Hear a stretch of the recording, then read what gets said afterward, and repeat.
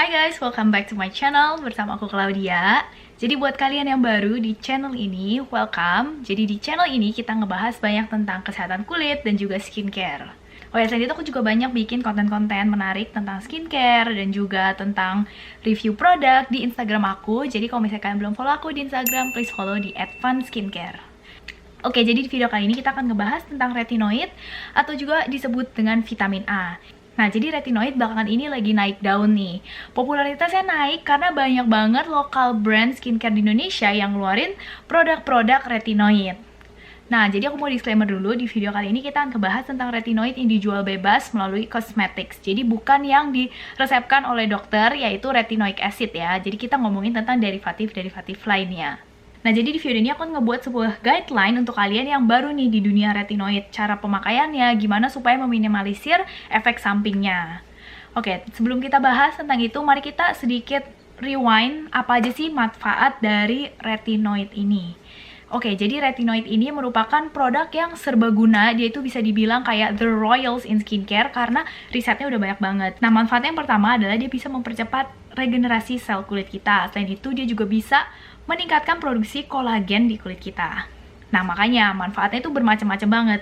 Dia itu bisa mengatasi jerawat, dia juga bisa membantu mempercepat hilangnya hyperpigmentation, dan juga bagus untuk kalian yang mau mulai skincare anti-aging.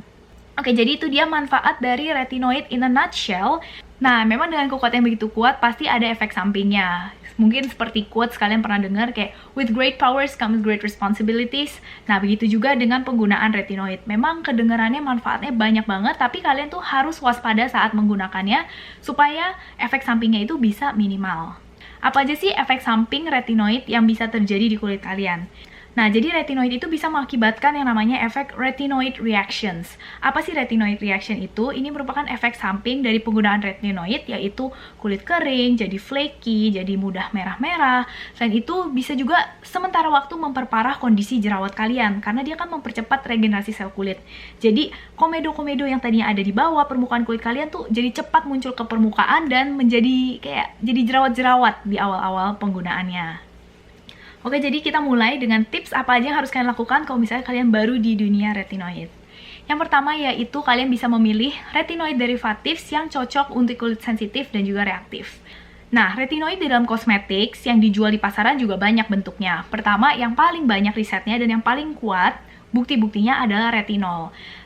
Nah, selain itu ada derivatif lainnya dengan side effects yang lebih rendah, tapi memang bukti-bukti atau risetnya itu nggak sekuat retinol ini, seperti retinol palmitat, retinaldehyde, dan juga HPR, seperti di produk-produk granatif retinoid, ada juga di produk retinol yang Votrepot, dan masih banyak produk lainnya.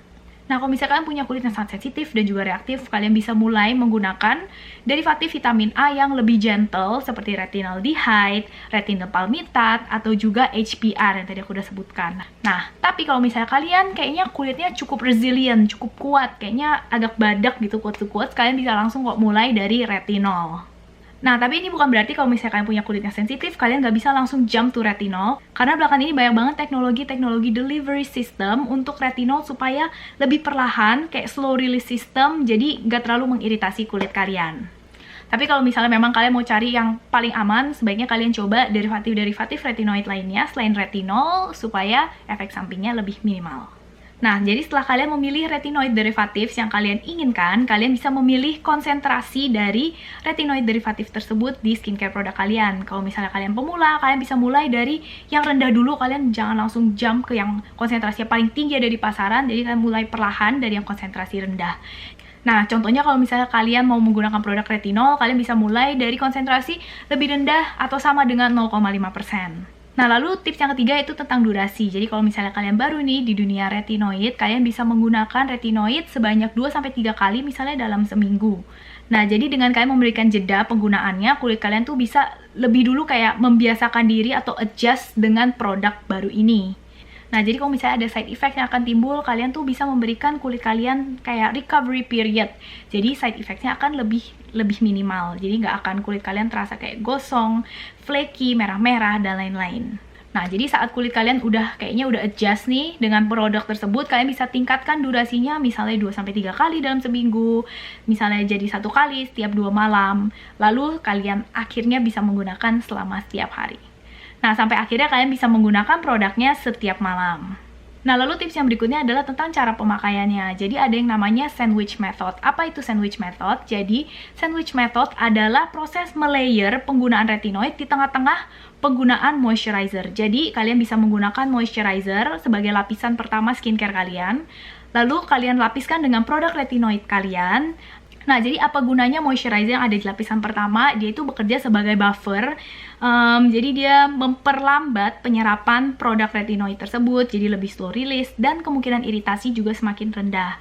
Nah, setelah kalian menggunakan lapisan retinoid di lapisan kedua, lalu kalian lapisi lagi deh dengan moisturizer. Karena retinoid kan punya efek samping, bisa mengeringkan kulit kalian. Nah, jadi fungsi dari moisturizer di lapisan terakhir yaitu untuk meminimalisir kulit kering. Nah, ini dia yang disebut namanya sandwich method. Jadi moisturizer, retinoid produk, lalu moisturizer lagi. Nah, cara penggunaan ini memang cocok banget untuk pemula, tapi bisa mengurangi efektivitas dari produk retinoid itu tersebut. Nah, kalau misalnya kulit kalian udah terbiasa, atau misalnya kulit kalian butuh sesuatu yang lebih, kalian bisa lapiskan retinoidnya itu langsung di atas permukaan kulit kalian yang kering, lalu kalian lapisi lagi dengan moisturizer. Nah, jadi kalian tinggal hilangkan lapisan moisturizer pertama di permukaan kulit kalian, lalu langsung aja retinoid, lalu kalian lapiskan dengan moisturizer. Nah, lalu tips yang terakhir, ini sebenarnya tips yang harus dilakukan oleh siapa aja, mau kalian menggunakan retinoid atau enggak, yaitu menggunakan sunscreen. Ya, jadi karena retinoid itu bisa meningkatkan sensitivitas kita terhadap sinar matahari, makanya kita harus selalu menggunakan sunscreen. Oke guys, jadi segitu aja untuk videonya hari ini. Kita udah bahas tentang gimana cara pemakaian retinoid untuk pemula. Kalau misalnya kalian punya tips-tips lain, silahkan kalian tinggalkan di komen di bawah ya. Oke guys, semoga video bermanfaat, dan kalau misalnya kalian punya tips atau suggestion video apa lagi yang harus aku buat, silahkan tuliskan di komen di bawah. Thank you guys so much for watching, and see you guys next time. Bye guys!